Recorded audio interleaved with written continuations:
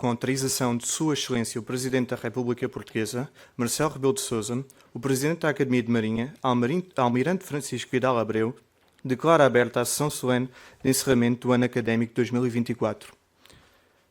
Vai usar da palavra o Presidente da Academia de Marinha. Boa tarde a todos. Senhor Presidente da República, Excelência, é sempre uma honra e com enorme gosto que o recebemos na Academia de Marinha.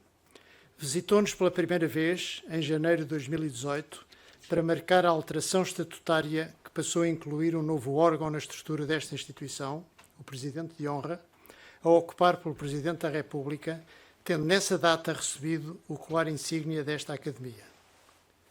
2 anos depois, visitou-nos de novo, em dezembro de 2019, no ano do 50º aniversário da Academia, em sessão em que nos atribuiu o grau de membro honorário da Ordem Militar de Santiago da Espada. Em ambas as ocasiões, fez Vossa Excelência magníficas intervenções, que não esquecemos, que registamos com muito agrado e foram por nós publicadas. Passados 3 anos de uma última visita, dá-nos Vossa Excelência a honra de presidir de novo a uma sessão solene em que se assinala o encerramento de mais um ano académico e o fim do 3º triênio em que os destinos desta Academia foram dirigidos pelo atual Conselho Académico. Acresce a este facto ter há muito sido anunciado que o mesmo Conselho não se iria recandidatar a um 4º mandato. É, pois, com orgulho que o temos a presidir a esta cerimónia. Senhor Almirante, Chefe do Estado-Maior da Armada e Autoridade Marítima Nacional, bem sabe Vossa Excelência como esta Academia o estima e gosta de o receber nesta que também é a sua casa.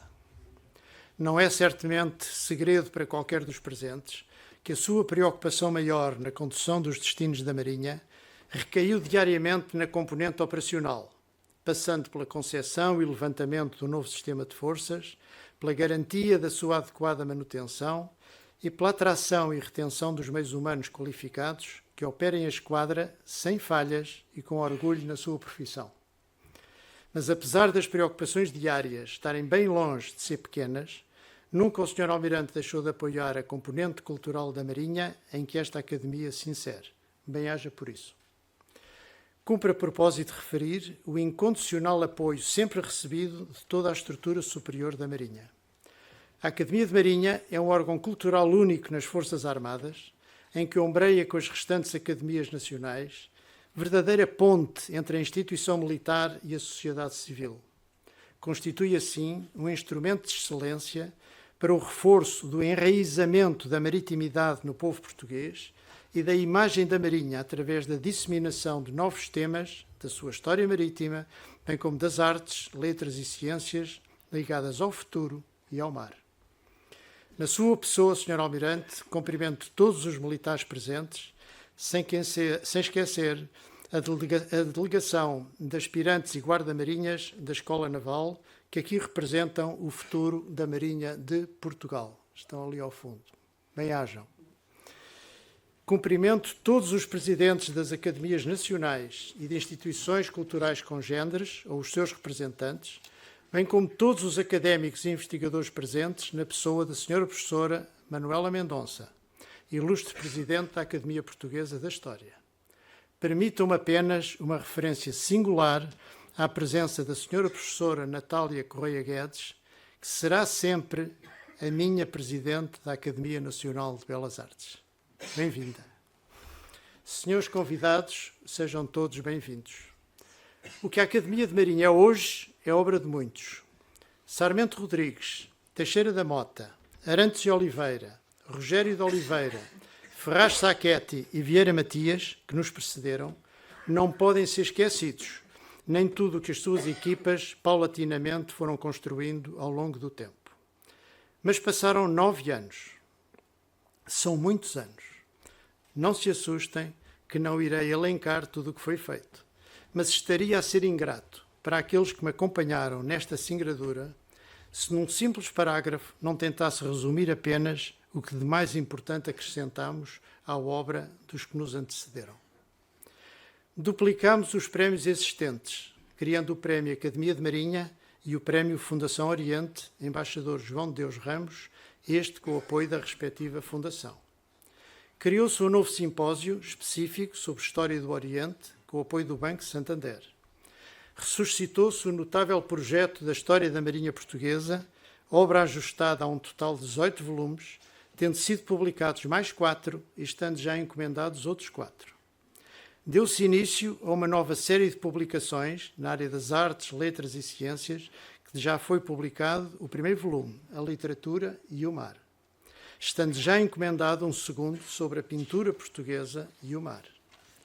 Criaram 6 novas sessões conjuntas anuais com universidades, academias, fundações ou centros de investigação. Deu-se início à inclusão nas comemorações anuais do Dia da Marinha de uma sessão conjunta com a Universidade ou Politécnico da cidade escolhida para as comemorações sob o tema genérico O Mar, Tradições e Desafios. Acolheu-se em Lisboa a segunda reunião das Academias de Marinha Europeias, passando a integrar e ajudando a dinamizar este fórum de debate ligado ao mar. Deu-se corpo à figura de pintor de marinha, criada em 2005, mas adormecida, tendo a respectiva honra sido atribuída a 4 pintores nacionais que simpaticamente nos ofereceram exemplares das suas vastas obras que passaram a decorar e a engrandecer a nossa galeria. Garantiu-se a publicação anual das nossas memórias, graças ao generoso patrocínio da Fundação Oceano Azul. As sessões culturais semanais passaram a ser gravadas e divulgadas através do YouTube, depois devidamente editadas.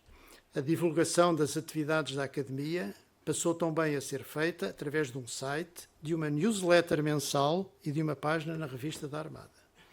Finalmente, todas as nossas publicações passaram a estar acessíveis online e iniciou-se o projeto de divulgação em língua inglesa de textos de referência publicados por esta Academia. Mas dos muitos livros editados, tenho que distinguir 2 pela sua importância institucional. Foram eles a homenagem aos fundadores da Academia de Marinha, de coordenação do Sr. Professor Teodoro de Matos, e o Dicionário do Almirantado Português, de iniciativa e coordenação da Sra. Professora Isabel Grais. Foi um longo parágrafo que acabou por ceder ligeiramente uma página, eu sei, mas 9 anos permitiram fazer aquilo que seria impossível fazer em 3 ou em 6. Mas porque tenho plena consciência que este legado só foi possível com a dedicação e empenho da excelente equipa que me acompanhou durante todos estes anos, aqui deixo um enorme abraço de agradecimento aos meus vice-presidentes, Almirante Luís Roque Martins e Professor Dr. Vítor Conceição Rodrigues, ao Secretário-Geral, Comandante Rocha de Freitas, e aos secretários das classes, Professora Doutora Ana Paula Avelar e Dr. Paulo da Silva Santos. Uma nota de saudade ao prematuramente falecido embaixador João Deus Ramos, meu primeiro vice-presidente para a classe de História Marítima, e um abraço de grande amizade ao comandante Erlander Valente Zambujo, que me acompanhou como secretário-geral durante os primeiros 6 anos. A todos, o meu muito, muito obrigado. É justo também deixar uma palavra de agradecimento a todos os militares e civis que fazem e fizeram parte do curtíssimo grupo que constitui a guarnição desta casa e apoiou os trabalhos da Academia ao longo destes anos. Foram mudando, todos menos um, que reconhecemos ser uma verdadeira âncora no conhecimento, na história e na vida desta instituição, face à sua experiência de décadas de dedicado trabalho. São elementos essenciais e indispensáveis ao nosso funcionamento, embora o seu labor seja menos perceptível e não estejam tão expostos à visibilidade geral. E para terminar este segundo capítulo de agradecimentos, uma palavra de enorme apreço pela colaboração sempre pronta de muitos dos nossos mais de 330 académicos, que é realizada com gosto, entrega e dedicação, independentemente da distância física a que se encontram da Academia. A par desta colaboração, foi sempre muito gratificante ver o prestígio desta Academia ser reconhecido através dos inúmeros convites para que participassem em iniciativas dos seus membros no seio das universidades a que pertencem ou pelos pedidos para que a apresentação dos seus livros ou o resultado das suas investigações fosse feito nesta mesma sala. Senhor Presidente da República, nosso Presidente de honra, há exatamente 5 anos, por ocasião das comemorações do 50º da Academia de Marinha, foi orador convidado o comandante Dr. Jorge Semedo de Matos, que fez uma notável exposição sobre a história das academias, desde a sua origem à atualidade, nela enquadrando o nascimento da Academia de Marinha. Era o que na altura fazia sentido. E foi brilhante. Talvez Vossa Excelência ainda se recorde. Desta vez, considerei que devemos olhar ainda mais para a frente do que é nossa obrigação fazer no dia-a-dia. Embora recorde sempre a frase de Winston Churchill, e cito, é sempre prudente olhar em frente, mas é difícil olhar mais longe do que se pode ver, fim de citação, e também o pensamento de Niels Bohr, físico e filósofo dinamarquês, e cito, a previsão é muito difícil, especialmente quando se trata do futuro, fim de citação. Decidi convidar o Sr. Professor Henrique Leitão, homem da física e da história da ciência, reconhecido investigador, Prémio Pessoa e Prémio Academia de Marinha, para nos ajudar a pensar qual deverá ser o caminho a trilhar pelas academias no futuro.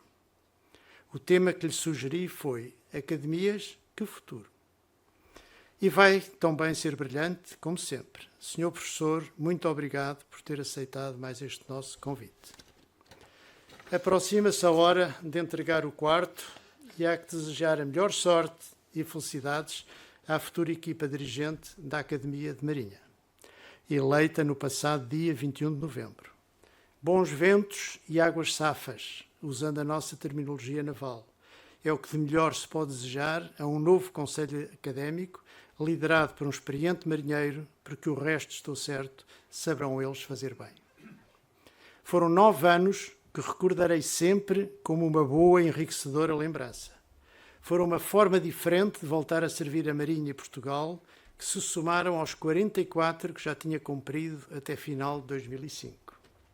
Foi um orgulho para todos nós, Conselho Académico, ter dirigido esta jovem academia, que não tem a respeitável idade da Academia Portuguesa da História, o prestígio da Academia das Ciências de Lisboa, a sabedoria criativa da Academia Nacional de Belas Artes, nem a universalidade da Academia Internacional de Cultura Portuguesa.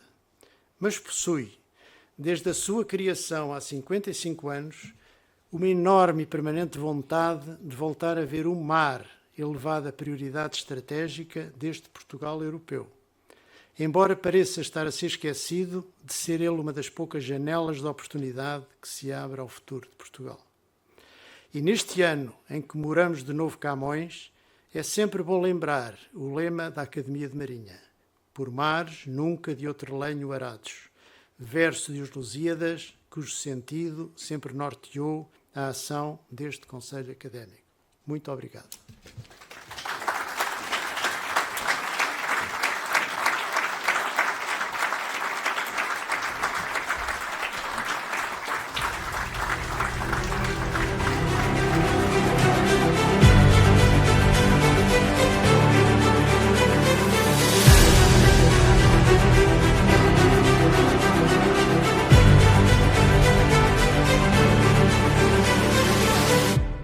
Senhor Presidente da República, Professor Marcelo Rebelo de Sousa, Excelência, Excelentíssimo Senhor Chefe de Estado-Maior da Armada, Almirante Henrique Gouveia Melo, Excelentíssimo Senhor Presidente da Academia de Marinha, Almirante Francisco Vidal Abreu, Senhores Académicos, Senhores Almirantes, Senhores Professores, distintos convidados. Agradeço ao Senhor Almirante Vidal Abreu o convite que me endereçou para fazer esta apresentação sobre o tema Academias que Futuro. Este convite é uma grande honra, das maiores que tenho recebido na vida, na linha do reconhecimento dos desafios e do muito apoio que sempre recebi da Academia de Marinha ao longo dos anos. Muito obrigado pelo convite. Mas tenho a sensação que vou decepcionar o Almirante Vidal Abreu, o que já certamente sucedeu noutras ocasiões, porque teremos que fazer um pequeno enquadramento histórico antes de passar a olhar para o futuro. As academias têm desempenhado um papel central no desenvolvimento das artes, das letras e das ciências e têm sido indispensáveis no progresso cultural, científico e económico do Ocidente. Mas há razões justificadas, ou pelo menos há uma percepção, que leva a afirmar que as grandes mudanças do mundo moderno colocam novos desafios às academias e que é, portanto, avisado olhar prudentemente para o futuro. Eu diria que, às vezes, há uma ideia de que existe uma espécie de uma antítese essencial entre academias e modernidade, de uma maneira não esclarecida, mas na cabeça das pessoas, digamos assim.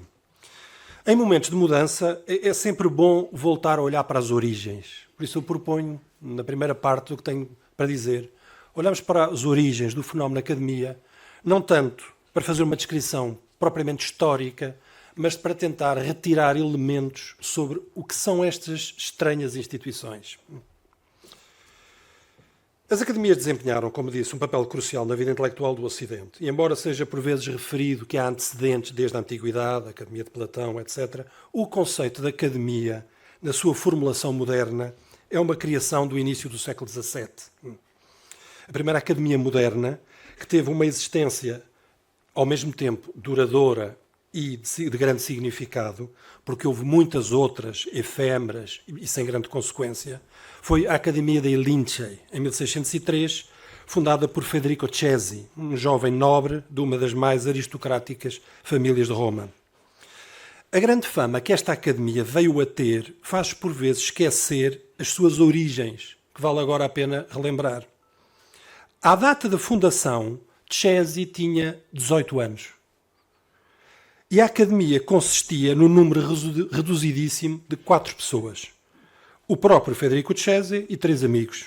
Um médico holandês, Johannes van Heck, um matemático, Francesco Stelluti, e o erudito e polímata Anastácio de Filis. Aquela que viria a ser uma academia celebérrima não se distinguiu propriamente por largueza de meios, pelo menos no seu início. O que não escasseava, contudo, era a ambição, que se pode detectar no próprio nome que utilizaram para si próprios. O termo Lincei, lince em italiano, foi escolhido com referência ao animal, símbolo de uma visão aguçada, representando a busca pela verdade científica e pelo conhecimento detalhado do mundo natural. Portanto, aquilo que se consideravam estava claro desde o momento em que escolheram o nome para si próprios. O motto da academia, escolhido pelo próprio Cesi, era Minima cura si maxima vis, quer dizer, cuida das coisas pequenas se queres ter grandes resultados. O que reflete uma outra nuance, isto é, uma intenção educativa, digamos, ou pedagógica, que também se passou a tornar habitual nas academias. Apesar do início bastante modesto, a Academia dei Lincei exibia já algumas daquelas características que a diferenciavam de anteriores associações de intelectuais e que se vieram a tornar como que axiais em todas as academias. Um interesse claro e central pelas ciências naturais, no caso de Cesi, pela botânica e zoologia. Colocando em segundo plano, ou mesmo abandonando completamente, práticas mágicas ou ocultistas, que tinham dado origem a imensas agremiações de interessados nessas práticas. Um interesse também pelas letras e pela história. Um desejo de discussão pública e de divulgação de conhecimentos. Uma intenção não apenas de preservação do saber, podíamos chamar uma intenção, digamos, antiquária, mas também de inovação. Um desejo de utilidade pública, uma clara proximidade ao poder e aos estratos mais altos da sociedade e uma certa consciência de privilégio. Os ingleses têm a palavra entitlement, que é muito significativa para explicar. O grande projeto que mobilizou os esforços dos Lincei nos primeiros anos foi o estudo e a publicação da enorme quantidade de materiais e documentos que haviam sido compilados por Francisco Hernández, o médico de Filipe II, durante a sua expedição científica durante mais de 7 anos nas Américas, na década de 1570. Portanto, muito antes, havia uma massa enorme de documentação sobre botânica e zoologia das Américas, e os Lincei querem publicar isto. Cesi e os seus companheiros envolveram-se nesta tarefa monumental intensamente. Em 1612 estavam terminados os trabalhos da monumental Rerum Medicarum Nova Hispania Thesaurus, depois conhecida como o Tesouro Mexicano, embora a publicação ainda demorasse mais alguns anos. O ponto para o qual eu gostaria de chamar a atenção é este. A primeira academia moderna, a Academia dei Lincei, nasceu sob o impacto extraordinário de novidades. O impacto extraordinário e perturbador das novidades naturais do Novo Mundo. Algumas décadas mais tarde, em 1657, era fundada em Florença a Academia del Cimento. Em italiano moderno seria a Academia dell'Esperimento. Cimento é uma palavra do dialeto toscano. Ou seja, a Academia das Experiências. O seu fundador e protetor foi o príncipe Leopoldo de Médici, mas o impulso intelectual veio de discípulos de Galileu. A Academia nasceu com o propósito e o programa muito claro de promover o estudo experimental da natureza, o que fica bem patente também no seu moto, e o moto é provando e reprovando, testando e voltando a testar, digamos assim. Poucos anos depois, a 28 de novembro de 1660, 12 filósofos naturais, assim se chamavam, reunindo-se no Gresham College, um colégio de Londres, em Londres, decidiram fundar um College for the Promotion of Physical, Mathematical, Experimental Learning, e assim nascia a Royal Society of London for the Promotion of Natural Sciences, ou apenas Royal Society. Uma das mais célebres e influentes instituições científicas do mundo, que jogou um papel central no desenvolvimento da ciência moderna e continua a ser uma referência na pesquisa científica. Entre os fundadores estão nomes eminentes da ciência, Christopher Wren, Robert Boyle, Robert Hooke, etc., etc. Tal como a Academia dei Lincei e a Academia del Cimento, a Royal Society nasceu de um sentimento partilhado de que se estava a viver uma época de grandes transformações no mundo da ciência e da cultura. Para a Academia dei Lincei, esse sentimento devia sobretudo ao impacto causado pela descoberta da natureza do Novo Mundo. No caso da Academia del Cimento e da Royal Society, tratou-se sobretudo na insistência da importância do estudo experimental da natureza. Em todos os casos, os membros dessas academias partilhavam da convicção que as instituições tradicionais de saber, muito em especial a universidade, não estavam a responder em tempo e de maneira efetiva às enormes transformações em curso. Vale a pena recordar que quase todos os fundadores da Royal Society eram professores de Oxford e Cambridge, mas que achavam que as universidades não estavam a responder ao que era preciso ser feito na altura. A história da Royal Society foi até aos dias de hoje uma impressionante história de grandeza científica. Por entre os seus membros passaram ao longo dos séculos algumas das personalidades mais eminentes da ciência ocidental. Basta citar os nomes de Newton ou Darwin, por exemplo. E seria fastidioso fazer uma lista. Mas há um aspecto da sua história que tem que ser mencionado. Henry Oldenburg, o primeiro secretário da Royal Society, iniciou o costume de escrever cartas relatando o que se passava nas reuniões aos membros que não podiam estar presentes. Em março de 1665, Oldenburg deu mais um passo, fazendo uma publicação impressa desses relatos sobre as sessões. Com isto, nasciam as Philosophical Transactions, que se tornariam num dos mais famosos periódicos científicos do mundo, contribuindo para a difusão do conhecimento científico.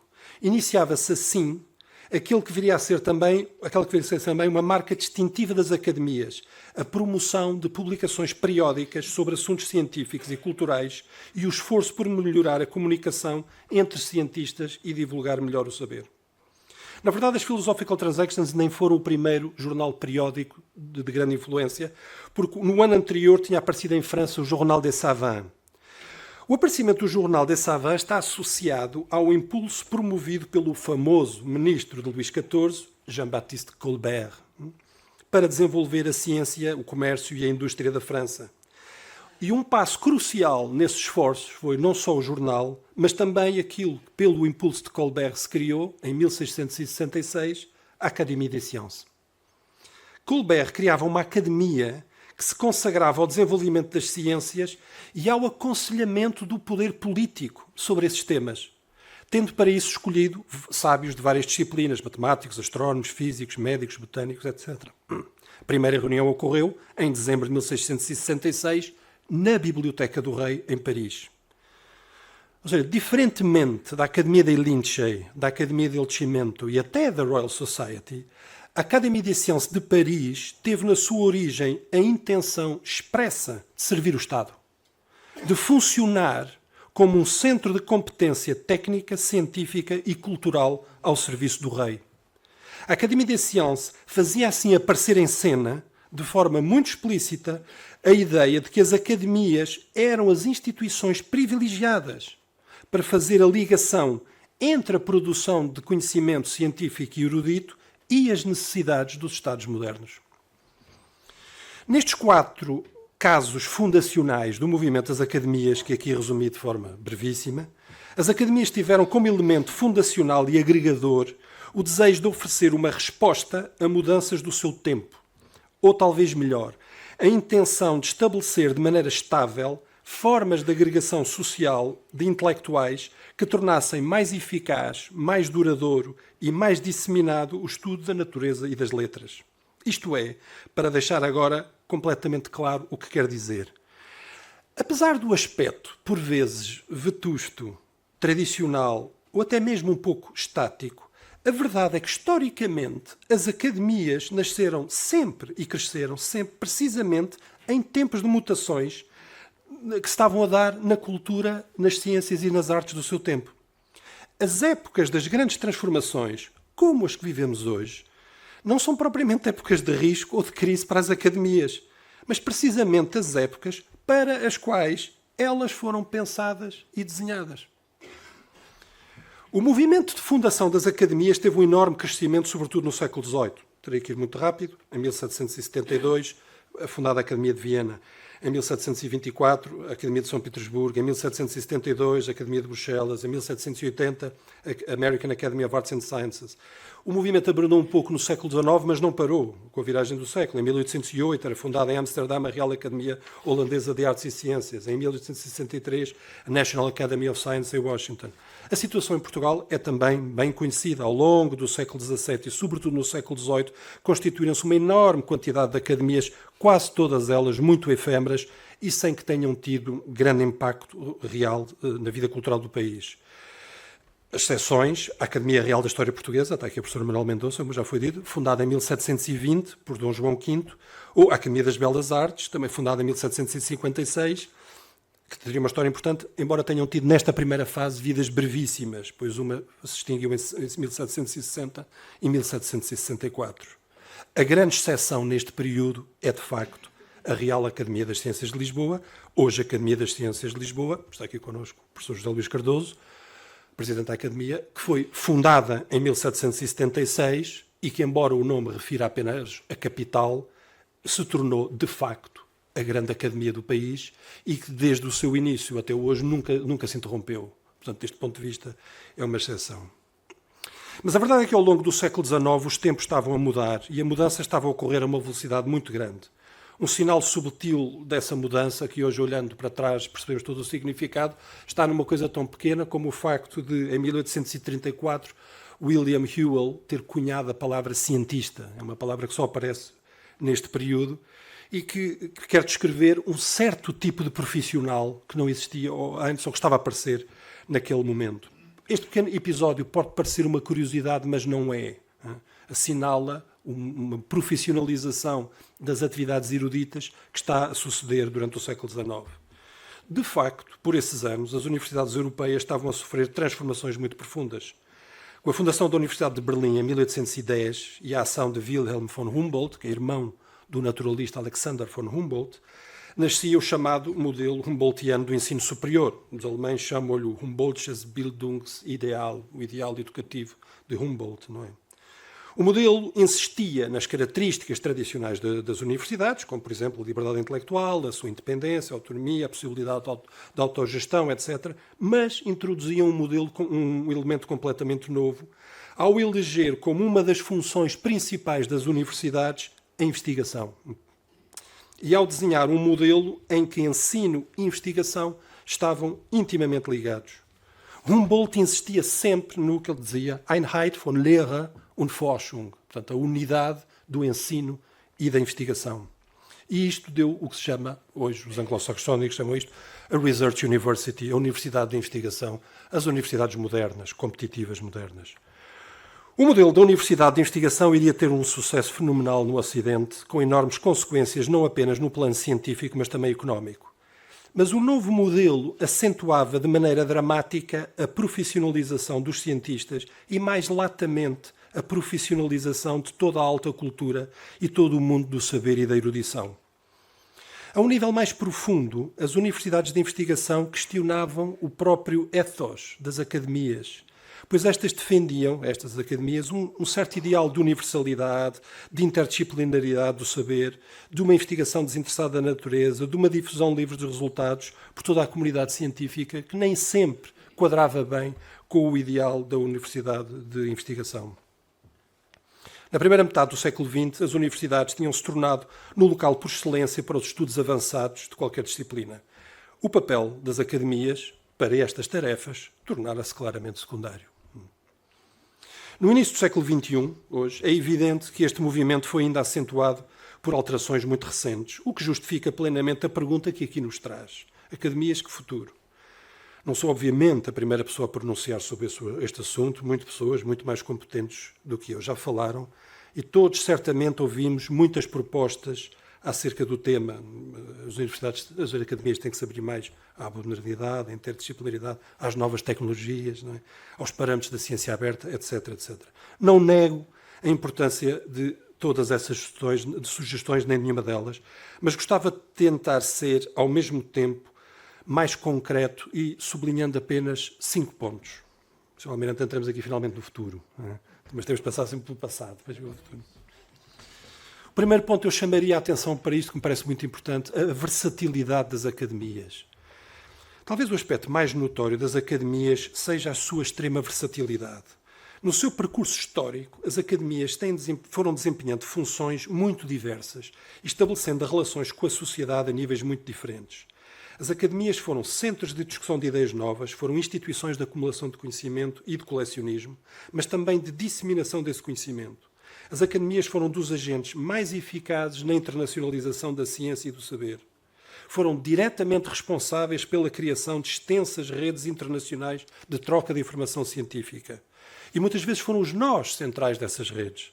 Foram importantes centros de publicação de livros, de periódicos. Foram casas editoriais, por vezes dispondo de tipografias próprias. Foram instituições de ensino. Foram centros de divulgação do saber junto do público em geral e de popularização junto dos níveis menos instruídos das sociedades. As academias promoveram experiências famosas e todo o tipo de expedições científicas. Envolveram-se em variadíssimas missões, adquiriram achados arqueológicos, artefactos de todo o tipo, equipamento científico, construíram museus, bibliotecas, arquivos. Frequentemente as academias desempenharam importantes papéis na definição das políticas públicas de ciência, responderam a quesitos colocados pelos governos, fizeram propostas, fizeram consultadoria. As academias desempenharam papéis importantíssimos na definição de estándares técnicos e até de normas industriais. Em quase todos os países, a preservação e normalização da língua foi confiada a academias. As academias envolveram-se em ações de saúde pública, em Portugal até em campanhas de vacinação. Dificilmente se encontra uma instituição que exiba tal versatilidade nos modos de agir e nos objetivos. É muito difícil fazer uma definição funcional do que é uma academia, porque nós vemos as academias a fazer literalmente tudo, não é? Este é, quanto a mim, o grande trunfo das academias nas épocas futuras. Não estão determinadas nem fechadas em nenhuma função para a qual são desenhadas. Respondem, no nível erudito, científico ou de letras, a transformações, a necessidades, a desejos de investigação que cada época define. Segundo ponto, depois desta versatilidade, gostaria de falar sobre outro aspecto, que é o seguinte. Uma vez que as universidades, os centros de investigação e mesmo algumas empresas tecnológicas se tornaram os centros mais relevantes para a investigação e a produção cultural de alto nível, o que sucedeu foi que os seus ritmos e os seus constrangimentos acabaram por dar forma e determinar boa parte dos assuntos e dos projetos que se podem levar a cabo.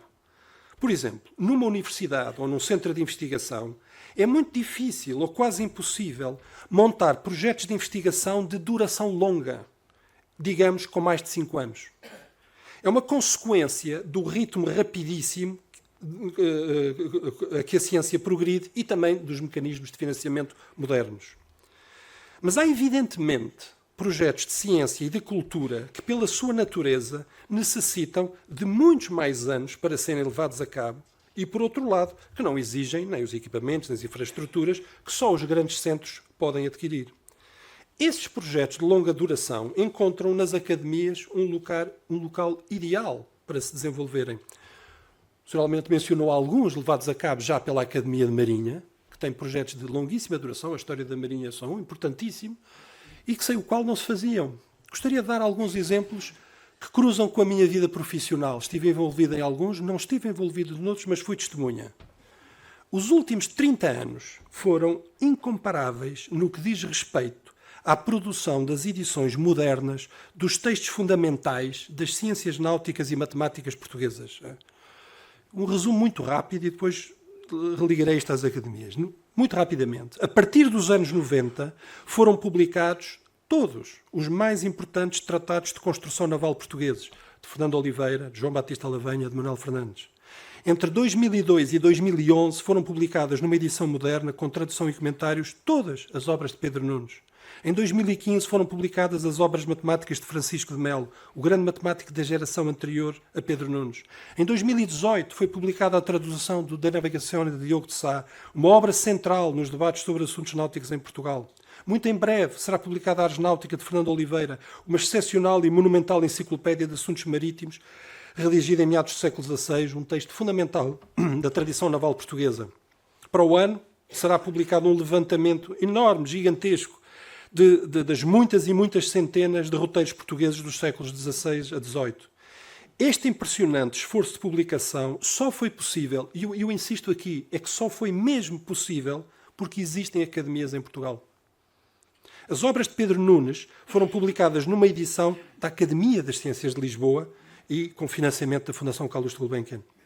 E todas as outras obras que eu referi ou foram realizadas em iniciativas que foram financiadas pela Academia de Marinha, ou que foram diretamente apoiadas pela Academia de Marinha, ou que foram feitas em colaboração com a Academia de Marinha, ou que nasceram no âmbito de atividades promovidas pela Academia de Marinha, ou, finalmente, que foram realizadas por académicos da Academia de Marinha.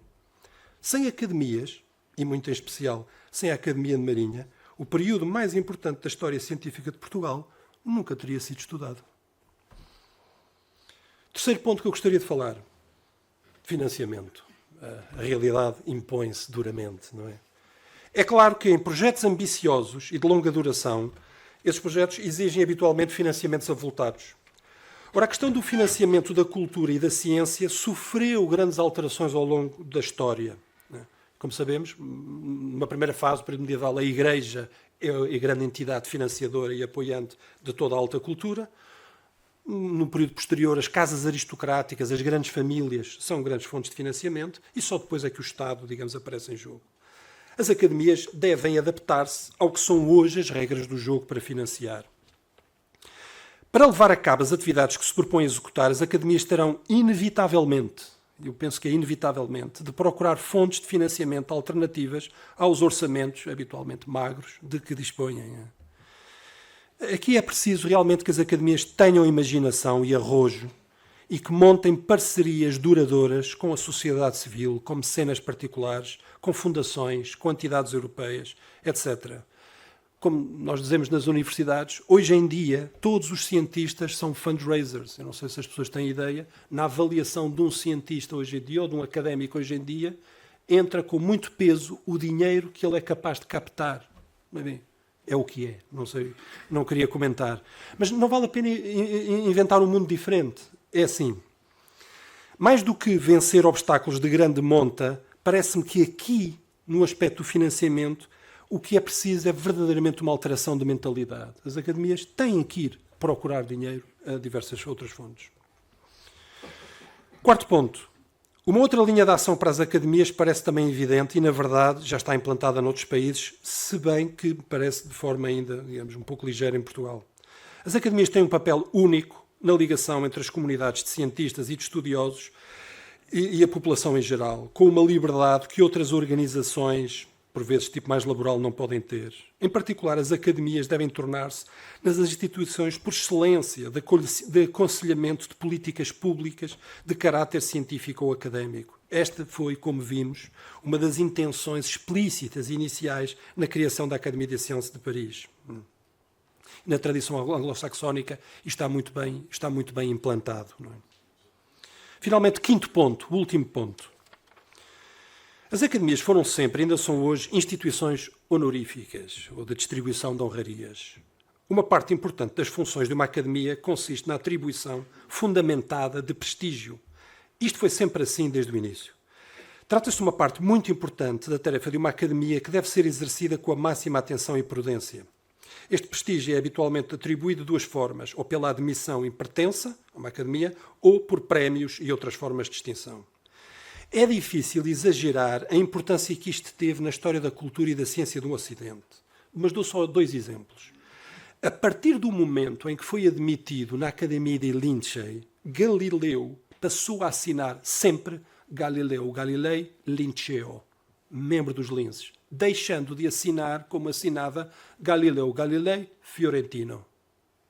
A partir do momento em que entrou, era Linceo.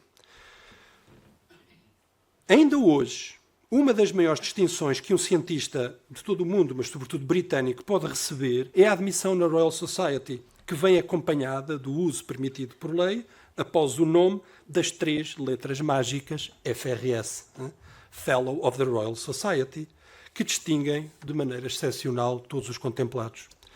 É muito fácil cultivar uma atitude sobranceira e até jocosa sobre esta dimensão honorífica das academias, mas isso é quase sempre uma superficialidade de pessoas que não entendem as dinâmicas subtis da vida de investigação de alto nível.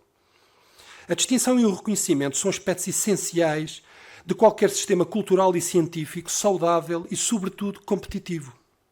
Na vida do investigador, poucos aspectos têm tanta importância como o reconhecimento. E isto é especialmente importante, não para os consagrados, que recebem mais um dos muitos prémios que tiveram, mas sobretudo para os investigadores jovens no começo das suas carreiras. Para os investigadores jovens, as distinções em prémios são certamente incentivos e formas de reconhecimento, mas são muito mais do que isso. São também armas para competir no mundo científico e cultural de hoje, excepcionalmente competitivo. Hoje em dia, todos os investigadores, especialmente os mais ambiciosos, submetem-se continuamente a numerosas avaliações internacionais, por vezes disputadíssimas, para conseguir lugares, obter promoções, captar financiamentos, integrar equipas de referência, etc. Ao atribuir um prémio ou uma distinção a um investigador jovem, uma academia não apenas reconhece o seu valor, mas talvez ainda mais importante, equipa-o para a concorrência que ele terá que vencer. Eu avalio muitos programas europeus e muitas vezes na minha vida tive à minha frente que comparar um investigador estrangeiro com um investigador português. Habitualmente, em nível técnico, são iguais, ou muitas vezes, quando chegam a níveis muito altos, são muito comparáveis. Mas a diferença crucial, que habitualmente era fatal, era na quantidade de prémios e distinções que os estrangeiros tinham e que os portugueses não tinham. A Universidade Portuguesa é escandalosamente avara a distribuir reconhecimento aos seus investigadores, com consequências terríveis, que só não conhece quem nunca teve que competir nestes âmbitos. As academias fazem aqui um papel extraordinário. Infelizmente, como disse, não é a prática habitual no nosso país, mas as academias têm sido importantíssimas neste campo. Concluo. Esta apresentação tão simples não tem propriamente uma conclusão para além dos 5 pontos que mencionei. Mas não queria terminar estas minhas palavras sem uma observação final. Estamos hoje no encerramento do ano académico da Academia de Marinha 2024, que coincide também com o terminar de um ciclo na instituição, ao chegar ao fim a presidência do Almirante Vidal Abreu durante 3 mandatos, 9 anos. Foram anos excepcionais na vida da Academia de Marinha, que reforçaram o lugar indiscutível desta academia no panorama intelectual e académico do nosso país. Muito em especial, talvez porque tenha seguido mais de perto, no que diz respeito aos estudos históricos. Haveria um oco enorme na cultura histórica portuguesa se não houvesse Academia de Marinha.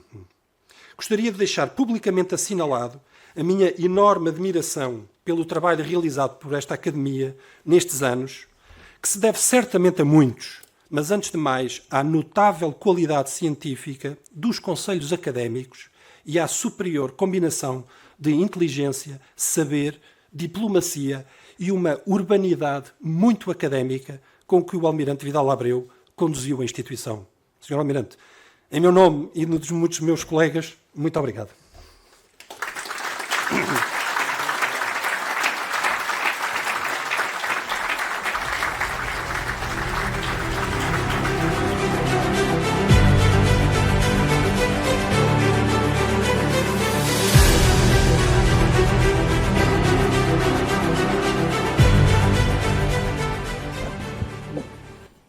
não podia terminar esta sessão sem a homenagem de Portugal a 9 anos de serviço à Academia de Marinha, à Marinha e à nossa pátria. Passo a entregar as insígnias que são um testemunho dessa gratidão nacional.